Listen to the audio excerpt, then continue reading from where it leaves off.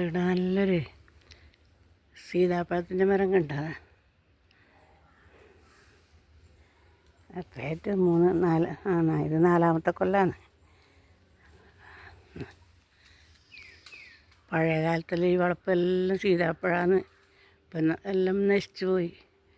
അപ്പം ഞാൻ എൻ്റെ പിറന്നാൾ ദിവസമാണിത്, മെയ് 23, 4 കൊല്ലം മുമ്പേ.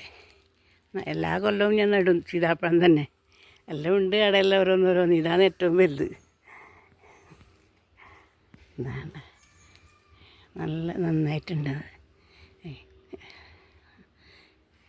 എല്ലാവരും ഇപ്പോൾ മക്കളോടെല്ലാം ഞാൻ പറയും, പിറന്നാളിന് കേക്കെല്ലാം മുറിക്കുന്നതിനേക്കാളും ഇങ്ങനെ എന്തെങ്കിലും ഓരോന്ന് നട്.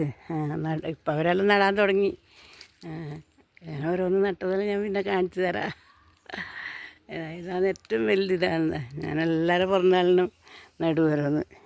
ഇതുപോലെ എല്ലാവരും ചെയ്ത് നോക്കണമല്ലോ. എന്തെങ്കിലും ഒരു തൈ നടുക, പഴങ്ങളോ അല്ലെങ്കിൽ വേറെ എന്തെങ്കിലും ആയിട്ടങ്ങനെ നട്ടാൽ അതൊരു ഓർമ്മയായി നമുക്കെന്തെങ്കിലും മക്കൾക്കെല്ലാം പഴമെല്ലാം പറിച്ച് തിന്നുകയും ചെയ്യുക. കഴിഞ്ഞ പിറന്നാളിന് നട്ടതായിരുന്നതാ. അങ്ങനെയാണ് ഞാൻ ഓർമ്മിക്കരുത്. ഒരുപാട് പ്രായമാകുമ്പോൾ അല്ലേ അറിഞ്ഞത് തന്നെ. 52 വയസ്സിലായിട്ടാണ് അത് അറിഞ്ഞത്, പിറന്നാളെപ്പോഴാണെന്നുള്ളത്. മെയ് 23 അങ്ങനെ. ഇത് ഇങ്ങനെ ഒടിഞ്ഞു പോയി. അത് തീർത്ത് വരുന്നുണ്ട് നന്നായിട്ട്. പിന്നെ വേറെ ഒന്ന് നട്ടത്, ഇതിന് മുമ്പ് നട്ടത് വയക്കാൻ മെഷീനെ കൊണ്ട് വയക്കുന്ന ആൾ വയക്കിയിട്ടത് അറിയാണ്ട് മുറിഞ്ഞു പോയി. തീർത്ത് വരുന്നുണ്ട്. ഇപ്പം അടി മുറിഞ്ഞിട്ടില്ല. ഇതാണ് മോൻ്റെ പിറന്നാളിന് നട്ടതാണ്. നല്ല ഉഷാറായിട്ട് വന്നില്ലേ.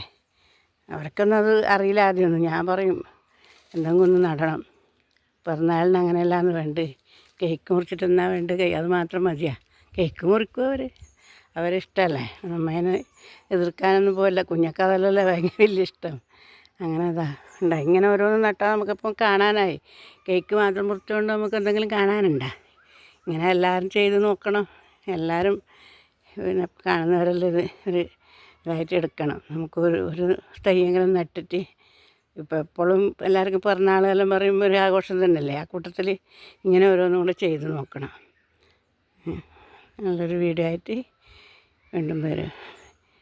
എല്ലാവരും ലൈക്കെല്ലാം ചെയ്യണം കേട്ടോ. കണ്ടിട്ട് ഇഷ്ടമായാൽ